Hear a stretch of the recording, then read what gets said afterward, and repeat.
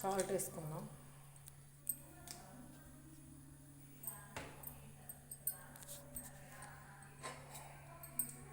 Salt వేసుకుని ఒకసారి కలిపేసుకుందాం.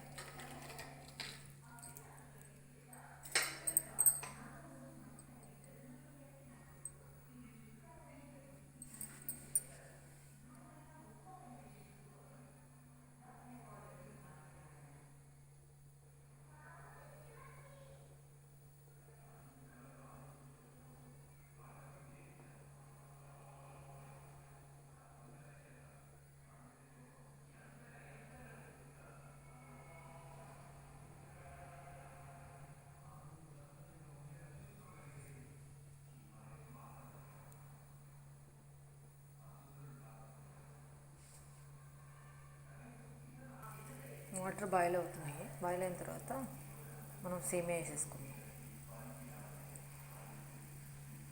ఈ సేమియా ఉప్మాకి ఏంటంటే వాటర్ ఎక్కువ హీట్ ఎక్కాలన్నమాట. హీట్ ఎక్కితే మనకి సేమియా అంటుకోకుండా, ఒకదానికొకటి అంటుకోకుండా మనం మ్యాగీ లాగా వస్తుంది అన్నమాట. అందుకని వాటర్ని బాగా బాయిల్ చేసుకోవాలి. చూసారు ఎలా మరుగుతున్నాయి. అలా మరిగిన తర్వాతే సేమియా వేసుకోవాలి. మనం వాటర్ మరగకుండా వేసుకున్నాం అనుకోండి, సేమియా మెత్తగా ఉంటాయి అన్నమాట. ఇదైతే మనం సేమియా పాయసం చేసుకుంటాం కదా, అలా వస్తాయి అన్నమాట ఉప్మాకు కూడా.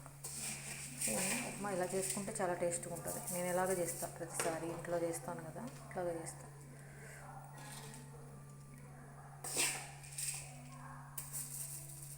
ఇలా మనం చల్లుకున్నాం అనుకోండి, ఇలా అప్పుడు అంటుకోకుండా మనం ఎలా కావాలంటే అలా వస్తుంది. మ్యాగీ లాగా ఉంటుందండి, సేమియా లాగా ఉంటుంది అనమాట.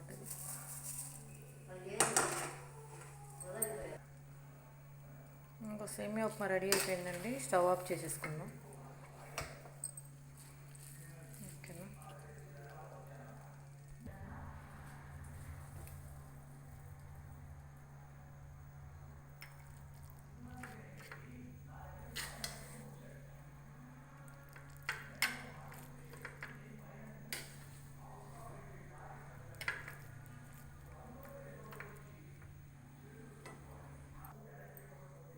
కొంచెం కొత్తిమీర వేసుకుందాం.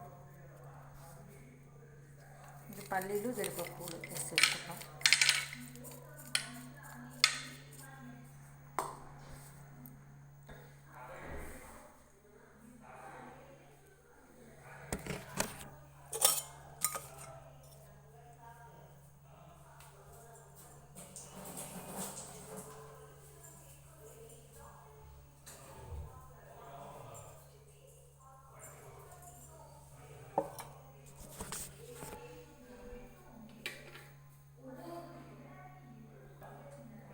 కొంచెం నేను గీ వేసుకుంటున్నాను. చూసారా, ఎమ్మీగా సేమియా పల్లీలు జీడిపప్పు ఉప్మా రెడీ అయింది. ఎలా ఉందో టేస్ట్ చేసి చెప్పండి. ఓకే అండి, బాయ్ అండి. నా వీడియో నచ్చితే ఒక లైక్ ఇవ్వండి, సబ్స్క్రైబ్ చేసుకోండి. నన్ను అభిమానిస్తున్న మా ఫ్రెండ్స్ అందరికీ హాయ్. నా వీడియో చూస్తున్న యూట్యూబ్ ఛానల్ అందరికీ హాయ్. ఓకే అండి, బాయ్ అండి. నేను చేసిన సేమియా ఉప్మా ఎలా ఉందో కామెంట్ రూపంలో తెలియజేయండి. ఓకే మరి, బాయ్ అండి.